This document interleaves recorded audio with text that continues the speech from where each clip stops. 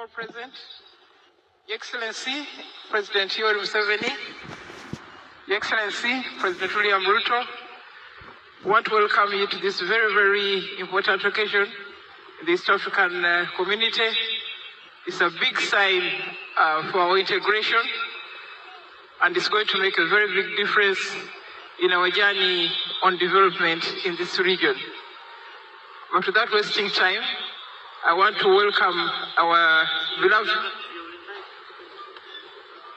Without wasting time, I want to invite our president, our host, President Yoweri Museveni, to speak to us, and later invite our distinguished guest and friend and neighbor, President William Samoei Arap Ruto. Thank you.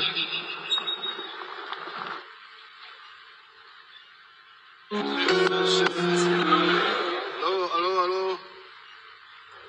Mnanisikia vizuri?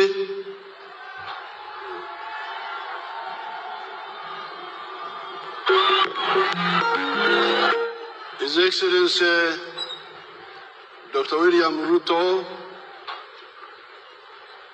the President of our brother Republic of Kenya, and your delegation, all the other leaders who are here from Uganda,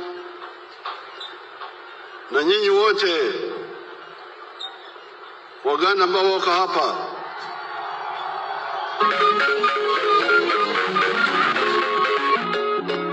na wasalimia yoga akilenyo.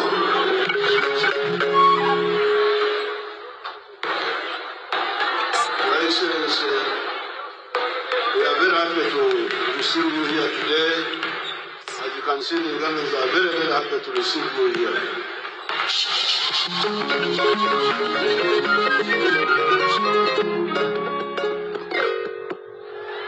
And His Excellency, by some accident or design, he came with something yellow.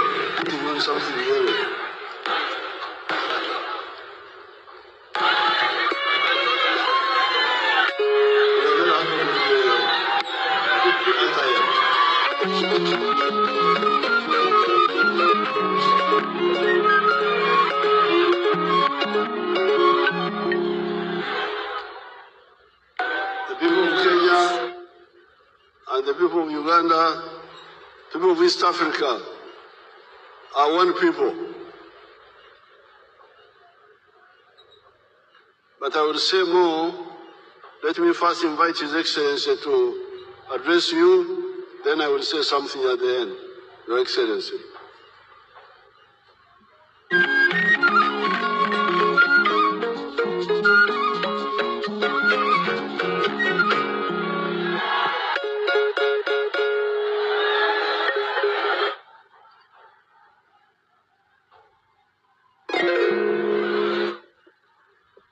Thank you very much, Mr. President. Your Excellency, President Yoweri Kaguta Museveni, President of the Republic of Uganda. Dr. Narendra Raval Guru, Chairman of Devki Group of Companies. Your Excellencies, ladies and gentlemen, our brothers and sisters, the great people of Uganda, Hamjambo.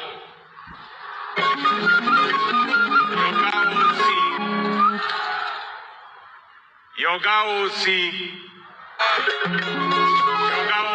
kere Ingarete Osi Emuria Koliai. It is my singular honor to preside over the launch, together with my elder brother, President Museveni, on the launch of the vertical integrated steel industry project here in Tororo, eastern Uganda. We convene here not just to convene a factory or commission a factory, but we usher in a new, audacious chapter in Africa's industrialization ambition. This project is the outcome of visionary leadership, daring entrepreneurship, and enduring partnership between the private sector and our two governments. It reflects a collective commitment to sustainable development, regional integration, and the pursuit of transformative impact for our present and future generations.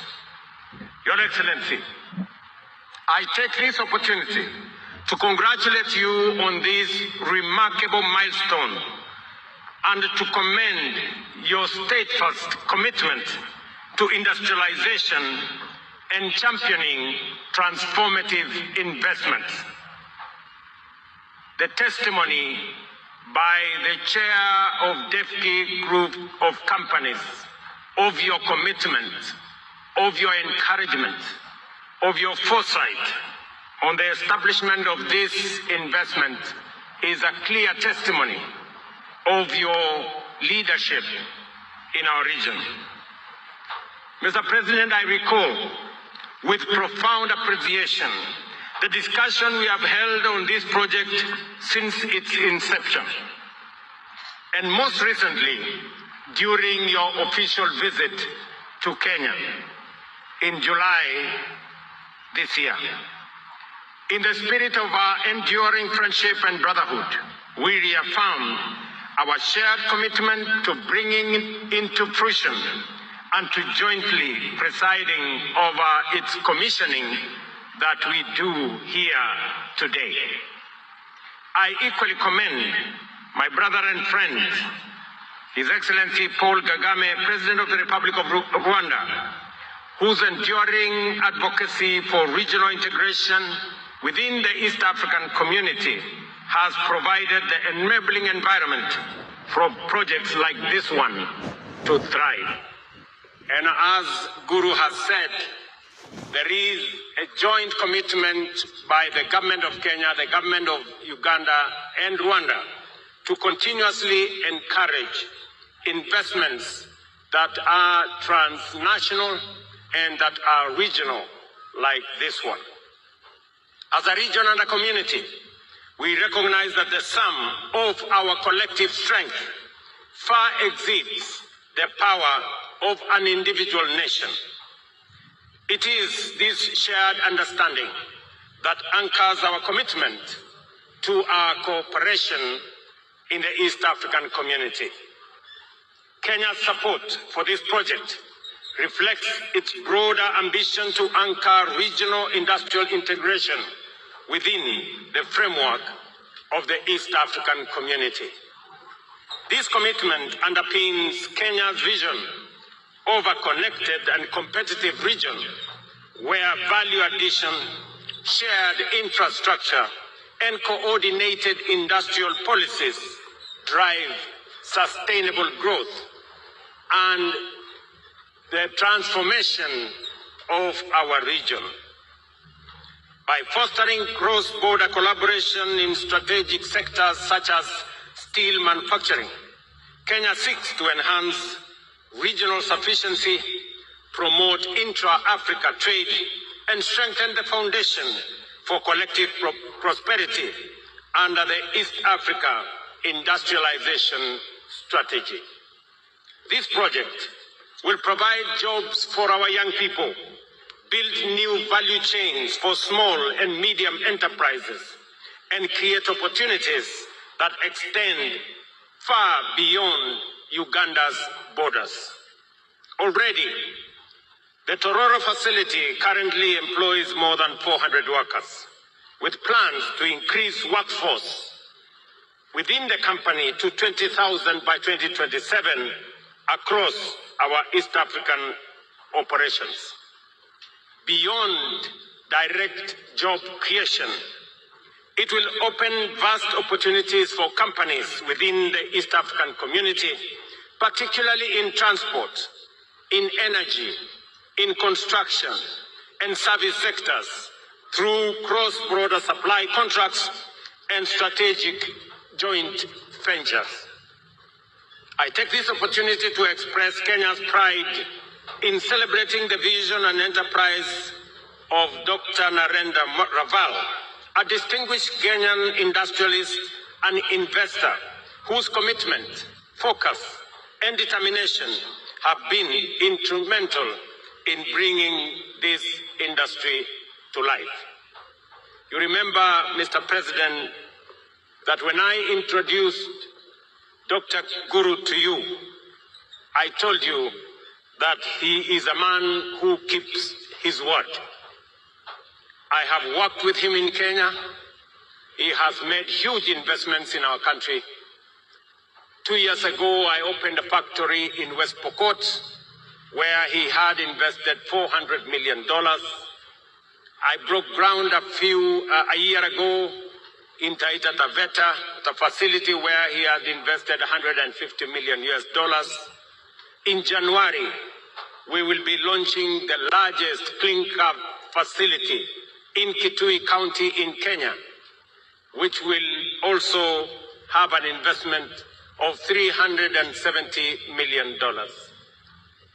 To say that is to tell the people of this great country that in Dr. Narendra Raval, you have a committed East African, a man who is ready to meet his or to match his word with his deed.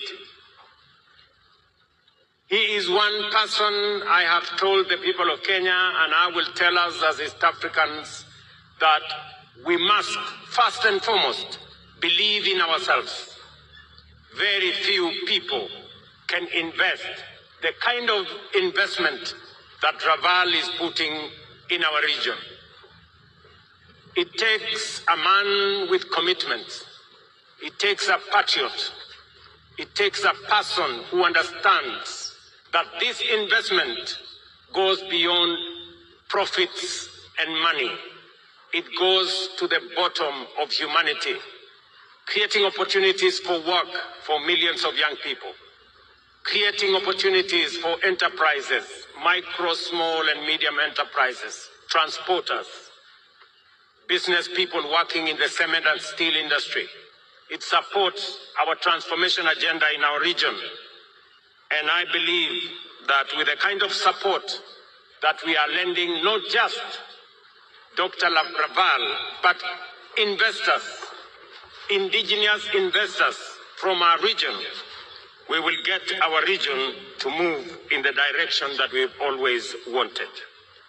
Excellencies, ladies and gentlemen, the steel sector in Africa has become increasingly pivotal in fueling economic progress throughout the continent, with a strong emphasis on bolstering infrastructure, advancing industrialization, and ensuring and enhancing value-added manufacturing. The industry is instrumental in shaping Africa's economic trajectory.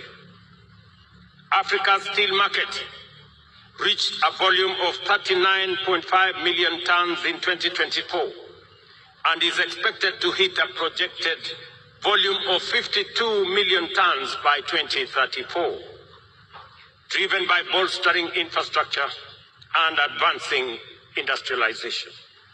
Our countries are uniquely positioned to make a considerable leap in the regional and international steel market. The journey towards harnessing our steel production capacity not only highlights our abundant mineral resources, especially in iron ore, but also reflects a shifting policy environment and investment landscape aimed at unlocking these resources. With an estimated 20 to 25 billion tons of proven and probable iron ore reserves, Sub-Saharan Africa possesses the natural resources needed not only to meet its rapidly growing domestic demand, but also to position itself as a major global exporter. The establishment of the Tororo steel industry sends a very powerful message that our countries possess both the capacity and the courage to build globally competitive industries that drive Africa's transformation. It embodies the spirit of self-reliance and innovation envisioned in the Africa Union's Agenda 2063 and advances the objectives of African free continental area by fostering regional value addition, industrial growth, and sustainable economic integration. I reiterate that we will work together, and this facility that I take a lot of pride in to participate in its launch is not just a Ugandan facility. It is an East African facility. The steel that is going to come from here, and we appreciate that God has given us resources, and Uganda happens to have the best steel or iron ore reserves. It is therefore befitting that this factory is established here, not just to serve Uganda, but to serve Kenya, East Africa, and the region at large. We currently import in Kenya close to $850 million of steel from the rest of the world. We would be very happy that that $850 million would be in our region if this factory was to supply steel to Kenya. And I am confident that that is how the future is going to look. Let me also commend you, Mr. President, for agreeing to work with us. The ministers were in Nairobi last week, and I have given them appropriate guidance on the need for Uganda and Kenya, public and private, to jointly own the Kenya Pipeline Company, the company that supplies or provides the pipeline for supply of fuel into our region. The government of Kenya will be divesting up to 65%, and I am happy that Uganda is prepared to co-invest with us, because that Kenya pipeline facility is not just a Kenyan facility. It is a regional facility. Therefore, as the government of Uganda invests in the Kenya Pipeline Company, I want to encourage Ugandans and East Africans to equally invest, because we will make shares available both to public entities, but more importantly, to citizens of our region, so that we can diversify ownership of the facilities that we have in our region. Secondly, Mr. President, let me also reiterate that the joint investment of the pipeline from Eldoret through Kampala to the border with DRC and to Rwanda is an advanced stage. The government of Kenya, we have given approval for our two governments to work together to co-invest in extending that line, that pipeline, so that it can serve East Africa as we jointly own that facility. And thirdly, Mr. President, in January, we will be launching the extension of the standard gauge railway from Naivasha to Kampala and onward to join the pipeline from Kampala to from Malaba to Kampala and onward to DRC. Again, that investment that we will coordinate the two governments is for us to be able to improve transport and logistics in our region, so that we can be better competitive as we seek to be a region that works together. Your Excellency, I am very confident of the progress that we are making as a region. Uganda is the largest destination of goods and services. Last year, we exported close to 120 billion Kenya shillings to this great country. And the bilateral relations between Uganda and Kenya are solid. Let me assure you, Mr. President, that Kenya is going to work with Uganda and other regional partners for the prosperity of this region, to create a much more competitive region, to make sure that we extend the pipeline, to make sure that we co-invest in the pipeline, that we extend the railway. And Mr. President, next week on Friday, I will be launching the dualling of the road from Rironi near Nairobi that will come all the way to Malaba.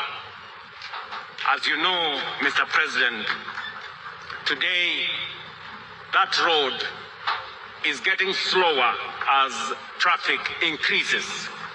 And therefore we have made the strategic decision to create a highway and dual that road so that we can facilitate faster movement of goods, people, and services between Kenya, Uganda, and the rest of the East African hinterland. And so I want to assure you that we are going to work together. And I know people in the journalist space, and it is good I speak about it here, tried to create an impression that Uganda had said something to the effect that they need to access the sea by all means. Let me assure the naysayers that Uganda and Kenya are brothers and sisters, and we do not have time for negative engagement. Uganda is assured of the access to the sea through Kenya, and that is why we are not only extending the pipeline, we are also extending the road, and we are also extending the railway, because we believe that this region needs to move as one. For those who want to engage us in negative talk, we want to tell them, please give us a break. We do not have time for negative talk. We have time for progress. We want to work together to create jobs. We want to work together to attract investment. We want to work together to do investments like the one I see here today, the ones we are doing in Kenya and doing in the rest of this region. We want to connect this region so that we can share prosperity, because poverty cannot be shared. I reiterate Kenya's readiness to continue working hand in hand with Uganda, Rwanda, and all our East African partners to transform today's milestone into tomorrow's prosperity. Thank you very much, Mr. President, for inviting me to participate with you in this great event. And I want to assure you of the people of Kenya's continued friendship, commitment, and working together for the progress of our region. Thank you very much. God bless you.